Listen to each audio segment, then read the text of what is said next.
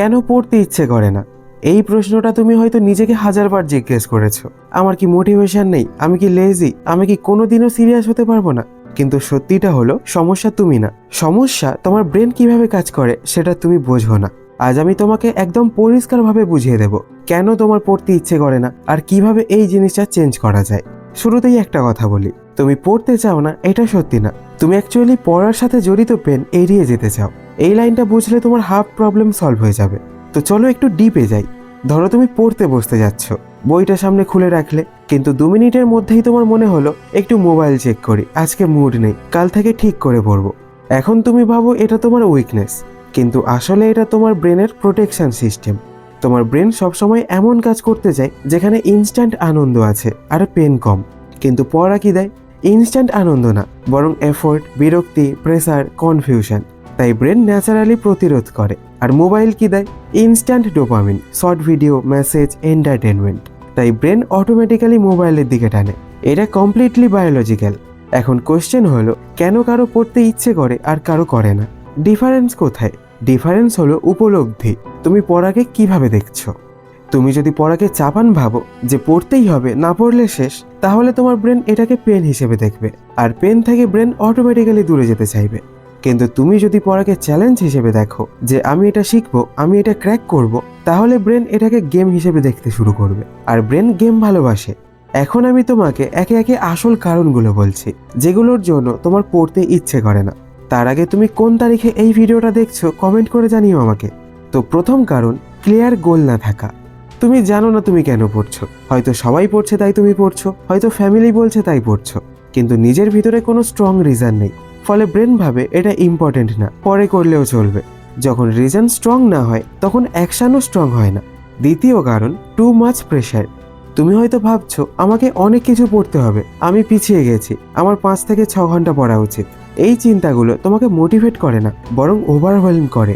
Brain তখন বলে এটা টু মাচ, স্কিপ করি। তাই তুমি শুরুই করতে পারো না। তৃতীয় কারণ, পাস্ট ফেলিওর। তুমি আগেও চেষ্টা করেছো পড়তে, কিন্তু কনসিস্টেন্ট থাকতে পারোনি।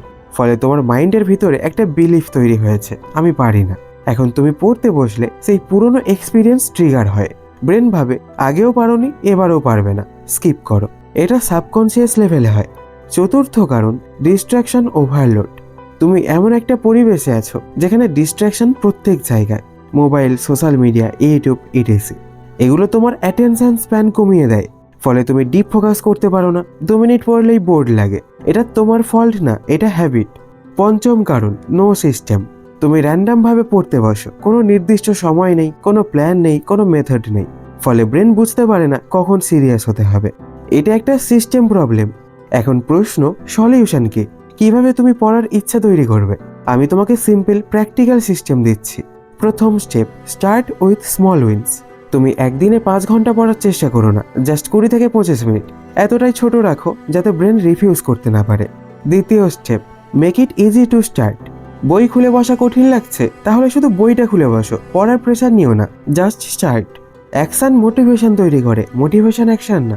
তৃতীয় স্টেপ, রিমুভ ডিস্ট্রাকশন। পড়ার সময় মোবাইল দূরে রাখো। যতক্ষণ না তুমি কন্ট্রোল পাচ্ছ ততক্ষণ পরিবেশ কন্ট্রোল করো। চতুর্থ step, create a fixed routine. একটা নির্দিষ্ট টাইম ফিক্স করো, প্রতিদিন ওই সময় বসো, মন চাইলেও না চাইলেও। হ্যাবিট অটোমেটিক্যালি তৈরি হবে। পঞ্চম স্টেপ, রিওয়ার্ড সিস্টেম ইউজ করো। 25 মিনিট পড়লে 5 মিনিট ব্রেক। 25 মিনিট পড়ার পর যে 5 মিনিটের ব্রেক নিচ্ছ, সেখানে তুমি কিছু খেতে পারো, একটু হাঁটতে পারো, অথবা পরিবারের সাথে সময় কাটাতে পারো। কারণ ব্রেন রিওয়ার্ড পেলে কাজ রিপিট করতে চায়। এখন একটা জিনিস মনে রাখো, তুমি মোটিভেশন খুঁজে পাবে না, তুমি মোটিভেশন ক্রিয়েট করবে। আর মোটিভেশন আসে না ইন্সপিরেশন থেকে, আসে অ্যাকশন থেকে।